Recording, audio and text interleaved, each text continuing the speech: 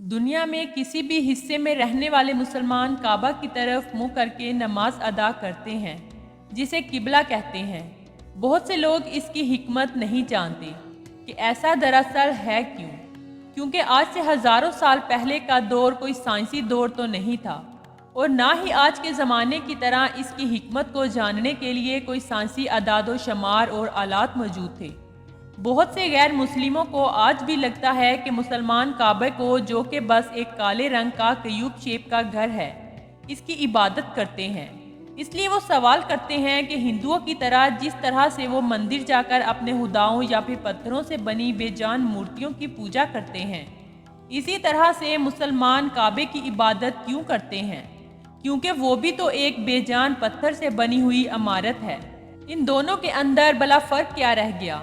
दोस्तों, इस्लाम एक असूल है कि दुनिया के किसी भी कोने के अंदर मुसलमान मौजूद रहे और वो नमाज पढ़ना चाहता है, मगर इसे किबला की डायरेक्शन का इल्म नहीं और ना ही इसके पास इसको जानने का कोई और तरीका मौजूद है, तो फिर किसी भी तरफ मुंह करके वो नमाज पढ़ सकता है, जो डायरेक्शन इसके लिए सबसे ज़्यादा सही है। क्योंकि अल्लाह पाक कुरान करीम के अंदर इरशाद फरमाता है, और मशरिक और मगरिब सब खुदा का ही है।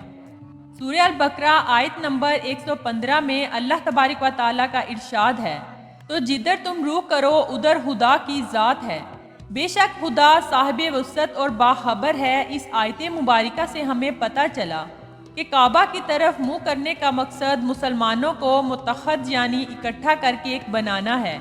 क्योंकि एक जगह अगर मुसलमानों के मजमे को नमाज अदा करनी पड़े, तो कोई शख्स अपनी मर्जी से मशरिक की तरफ और कोई मगरिब की तरफ, कोई शमाल की तरफ और कोई जनूब की तरफ मुँह करके अपनी मर्जी से नमाज पढ़ने को तरजीह देगा।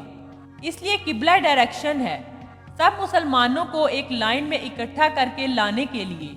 इसका मकसद काबे की इबादत हरगिज़ नहीं है, जिसका सबूत एक सही हदीस भी है। सही मुस्लिम की हदीस के मुताबिक हज़रत उमर फ़ारूक रज़ी अल्लाह तआला अन्हा ने एक बार हजरा अस्वद, जो कि जन्नत से लाया गया एक पत्थर है, इसकी तरफ इशारा करके फरमाया, ए हजरा अस्वद, तू ना तो मुझे कोई फ़ायदा दे सकता है और ना कोई नुकसान पहुंचा सकता है। मैं बस तुझे इसलिए चूम रहा हूँ क्योंकि मेरे नबी ने तुझे बोसा दिया था। हज़रत उमर फ़ारूक रज़ी अल्लाह तआला अन्हा के ये अल्फाज कि तू सिर्फ़ एक पत्थर से ज़्यादा कुछ भी नहीं, जो कि ना तो मुझे कोई फ़ायदा दे सकता है और ना कोई नुकसान पहुंचा सकता है, इस बात का सबूत है कि मुसलमान काबा की इबादत नहीं करते, बल्कि काबा के रब की इबादत करते हैं। क्योंकि हजरा अस्वद को भी मुसलमान बोसा देते हैं, इसकी इज्जत करते हैं, लेकिन इसकी इबादत नहीं करते। हत्ता कि नबी पाक सल्लल्लाहु अलैहि वसल्लम के वक़्त में भी लोग काबा की छत पर चढ़कर अजान दिया करते थे। क्या कोई शख्स जो कि काबे की इबादत करता हो, इसके ऊपर खड़े होकर अजान देने की हिम्मत भला कर सकता है? यही नहीं, अगर हम दुनिया और कायनात के निज़ाम को देखें, इस पर गौर व फिक्र करें, तो हमें पता चलता है कि कायनात में सितारे, सैयारे और कहकशाएं सब एक खास मरकज़ या एक दरमियानी मरकज़ की तरफ घूम रहे हैं।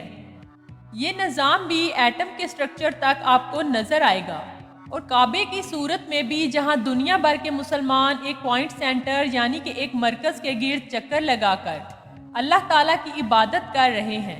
जैसे कायनात की हर एक चीज़ कर रही है, ये मरकज़ खुदा की ज़ात नहीं बल्कि इसका बनाया गया एक मुकम्मल निज़ाम है, जो कि अपने आसपास के निज़ाम को जोड़े हुए है। जबकि अगर साइंसी बुनियादों पर देखें, तो जब भी कोई शख्स इबादत के लिए अपना सर ज़मीन में रखता है, तो सजदे की हालत में इसके जिस्म से नेगेटिव एनर्जी खारिज होती है, जो कि जिस्म के एनर्जी सिस्टम को बैलेंस करने का परफेक्ट तरीका है। ये तरीका टेंशन, डिप्रेशन और स्ट्रेस को ख़त्म करता है। इसे समझने के लिए गोल्डन रेशिया डिवाइन प्रपोर्शन के कॉन्सेप्ट को समझना होगा, और अगर यही फार्मूला हम ज़मीन के ग्लोब पर अप्लाई करें, तो जवाब आता है मक्का शहर, यानी ज़मीन का ऐसा मुकाम जहां पर सबसे ज़्यादा एनर्जी फील्ड मौजूद है। इतना ज़्यादा कि ये दुनिया के किसी और कोने के अंदर मौजूद नहीं है। हत्ता कि सैटेलाइट से देखने पर भी इसको महसूस किया जा सकता है। एस्ट्रोनॉट भी इस बात का एतराफ़ करते हैं कि काबा से ख़ास किस्म का एनर्जिक फील्ड हर वक्त खारिज होता रहता है। اور بطور مسلمان ہم یہ بات جانتے ہیں کہ کعبہ کی ڈائریکشن کے اوپر یعنی کہ ساتوں آسمانوں پر ایک اور کعبہ یا اللہ تبارک و تعالیٰ کا گھر موجود ہے جسے بیت المعمور کہتے ہیں۔ روزانہ تقریباً 70,000 فرشتے اس کا طواف کرتے ہیں، اور جو ایک بار اپنی باری پوری کر لے وہ پوری زندگی یہ سعادت دوبارہ حاصل نہیں کر پاتے، پھر اس فرشتے کی پوری زندگی میں باری نہیں آتی۔ یہ انرجی کیسے خارج ہوتی ہے؟ اسے ایک بار پھر سے ہم ایٹم کے سٹرکچر سے لے کر گلیکسی کے سٹرکچر کو دیکھ کر ہم بآسانی یہ سمجھ سکتے ہیں، جس کے درمیان کے مرکز کے اندر سب سے زیادہ طاقت ہوتی ہے اور اپنے ارد گرد موجود بکھرے ہوئے آبجیکٹس کو اپنے ارد گرد گھومنے پر مجبور کرتا ہے۔